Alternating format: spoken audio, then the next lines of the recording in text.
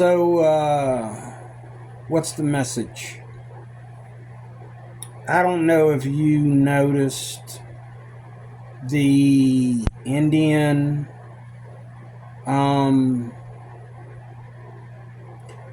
girls lately. A lot of girls. And their outfits. And don't get me wrong, they're fully covered. Okay? They're fully covered.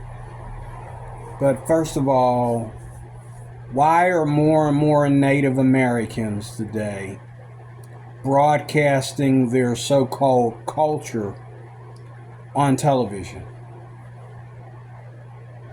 Why should I allow a group of people who refuse to blend in with the general population? Why should I let them impress me with anything? Why should I get involved in their culture? I'm the same way about Amish people. I don't mind buying their furniture. I don't mind eating even some of their food sometimes. But to the most part, like Amish people, for example, they ignore me, I ignore them. The only time I deal with Amish people is when I got to work for them. When I was a housekeeper, the Amish people used to come around and they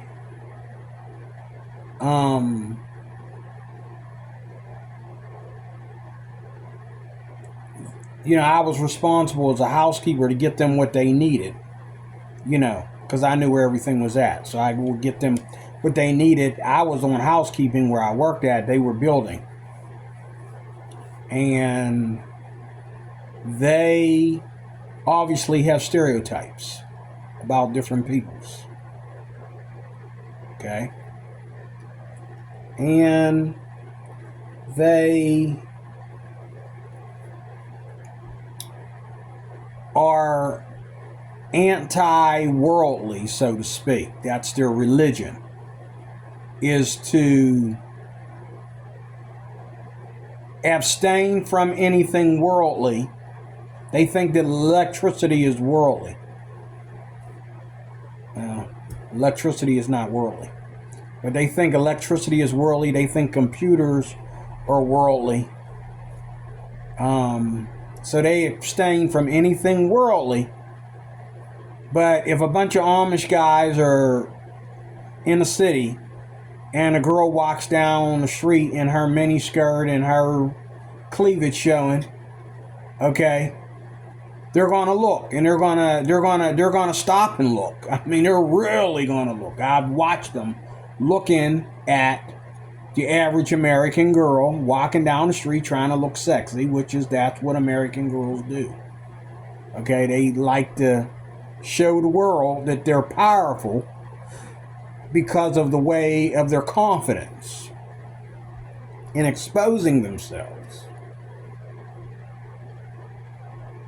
So what's the difference between a prostitute exposing herself and a woman of confidence? The only difference is money. The only difference is money. One has a job and one don't. One has a real job, and the other one has to be a prostitute to make her money. The prostitute might be making more money. Okay?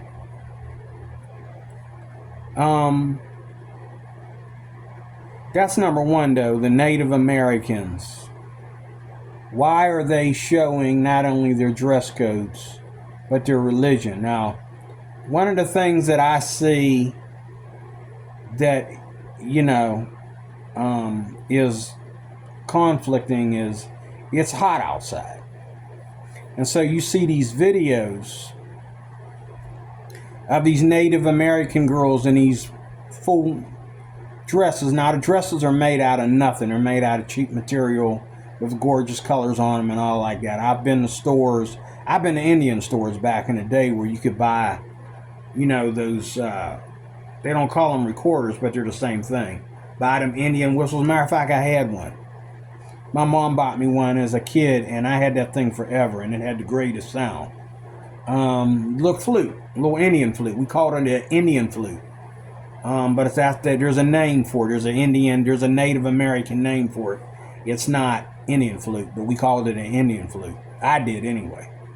There's a more professional name for it. But I used to go in there, and some of their stuff was pricey.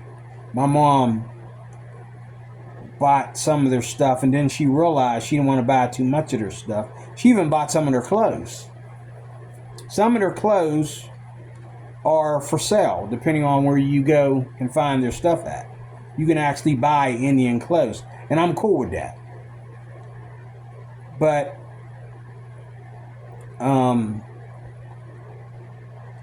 my problem is most of their stuff, you can't touch it. You're not allowed on their properties.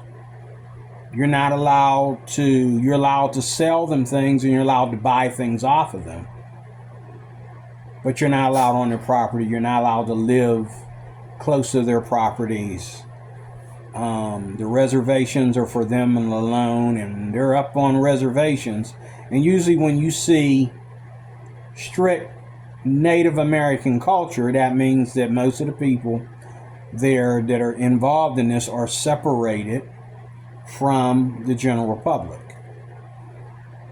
And they take pleasure, at least that's what they want you to think. At least that's what they want you to think. That they take pleasure in their isolation from the general public. I don't think that's the case. I don't think they do. But it's amazing how lately on YouTube, there's a lot of Indians getting on YouTube, not only making, Indian dance videos and things of that nature, and then wearing their little 100 colors of clothing and all that kind of stuff, and their little, feathers and all like that, makeup, tattoos, everything. Then you got these women, mainly the women, who are allowed to dress a certain way, who are exploiting themselves by showing their nudity, basically, is what it is.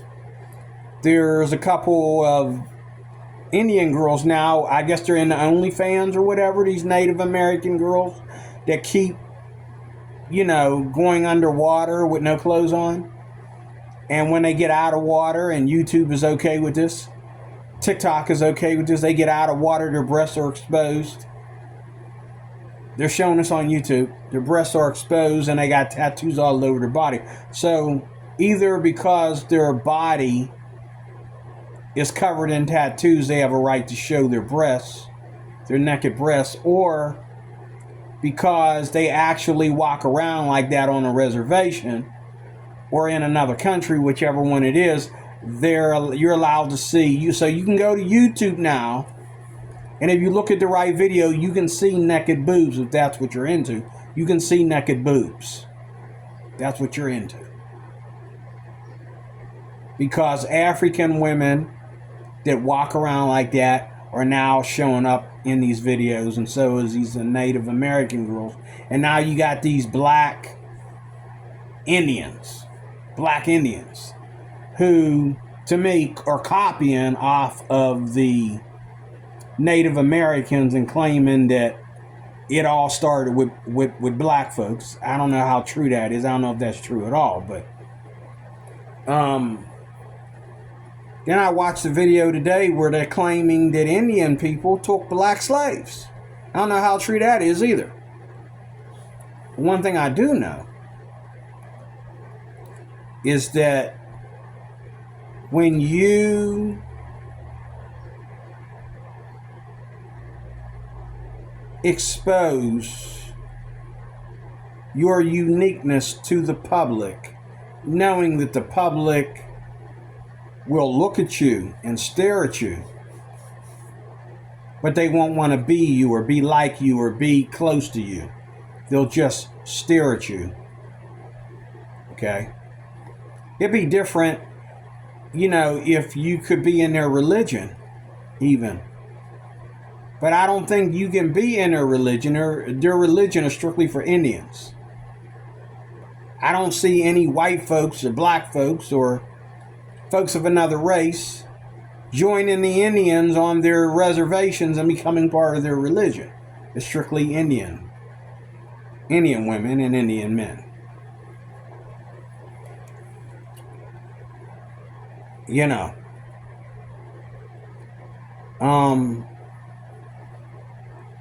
That's one thing. Then we have all these couples, I said this in another video, where the wife, mainly, is always this dancer who is shaking her booty like crazy. And it's okay for her to do that as long as her husband is in the video. But me, like any other man, when she dresses like that and does that kind of dancing, it's kind of like we black him out of the picture and we're just looking at her. So if you both are in the video, or if you're trying to be moral by including him in the video, you might not want to do that kind of thing for the video.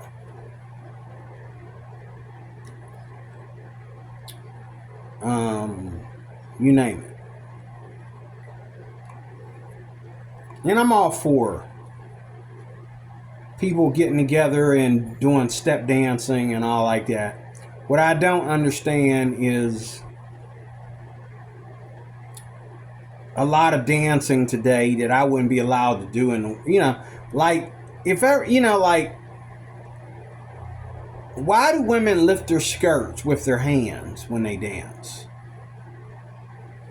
Like, why do they lift their skirts so you can see the rest of their thighs? Why do they do that? I mean, are you telling me that has nothing at all to do with sex or sexual immorality? I'm sorry, I don't buy that. I believe that because, only the women that are really, really, really beautiful as far as their bodies are concerned, or women who think that they're all that when they're not. Some women are, just meat and wrinkles, but they think they're all that. In a bag of chips, they're not, or they're trying to act like they're all that and see if they're all that. But it's women that are nice and thin and curvy and shapely, and they know that they're pretty, they're curvy and shapely, and they know that. And they love to do things like do a dance and put their hand between their legs when they're dancing and push their legs apart and close their hands and their legs together and, do those dances. And I know this stuff has sexual innuendo to it, but it's all about confidence. Where is your head at when you do dances to where you have to wear coveralls? You have to wear a pair of underwear over your underwear, or wear like a pair of underwear or coveralls over your underwear. Wear a pant, and it has a look like underwear, but it's actually a pair of pants. You have to wear that over your underwear so you're not exposing yourself. But yet, the pants are made to look like you're exposing yourself. Why are so many women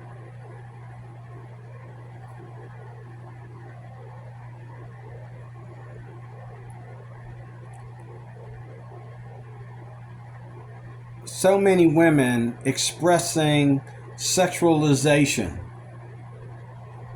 whenever they dance or talk or whatever, Another thing is,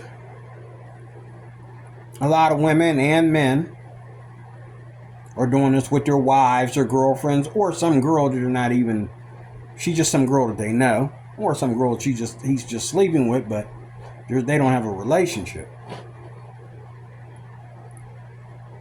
Paying these girls to, or having a channel with these girls to where they are always talking about oral sex, or talking, cracking jokes, sexual jokes. To the point to where these girls are only good for the sexual innuendo. They're only good for the sexual jokes and the pranks and all that kind of stuff. But what if she wanted to talk about something seriously? Could she do that and be taken seriously, being her videos are always supposed to be funny things about sex that every man wants? Okay, every girl out there is doing a video on, even if she has a man in a video with her, it's all about 100 things that a man wants in bed, 100 things that a man wants at home or on the couch or whatever. It's all sexualized.